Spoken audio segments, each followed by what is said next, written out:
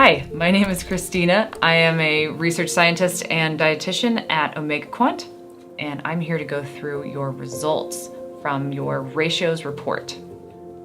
First, your omega-6, omega-3 ratio is the total amount of omega-6s, which are 7 fatty acids, and your total amount of omega-3 fatty acids, which total 4, in your dried blood spot. So this is a marker from your whole blood, not just the red blood cell membrane.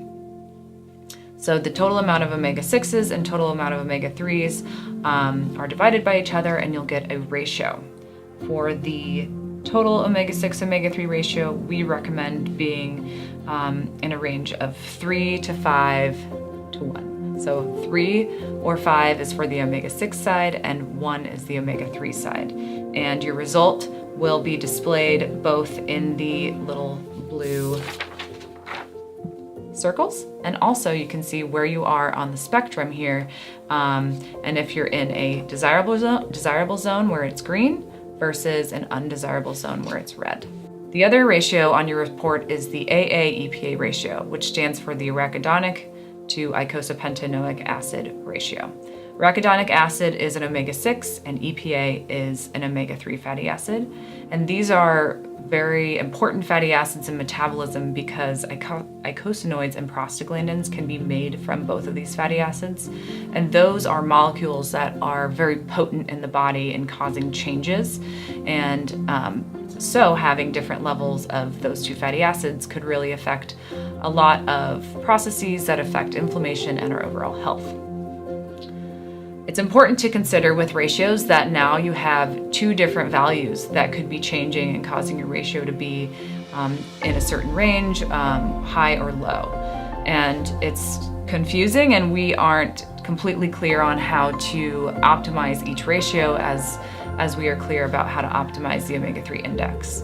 And so for most people, we recommend that they optimize the omega-3 side of their equation, which inevitably means also optimizing their omega-3 index and getting into the 8 to 12 range, and then looking at their ratios after they've optimized that side of the ratio. It's much easier to increase your omega-3 side versus decreasing the omega-6 side. And that's for a variety of reasons, but one of them is that the body just has more omega-6s in red blood cell membranes and in whole blood than it does omega-3s. And some of that we can change with our diet, and some of that we cannot. And so we can see much more dramatic change in the omega-3 side and see a lot of the benefits that you want if you just focus on that side of the equation. Typically, we think of the omega-3s as being the good side of the equation and the omega-6 as being the bad side of the equation. However, we have seen research that shows that higher levels of linoleic acid, for example, which is an omega-6 fatty acid, actually predict having better long-term outcomes in health, such as heart disease and diabetes. And so to us, it doesn't make sense to recommend lowering omega-6s for the purposes of optimizing your ratio.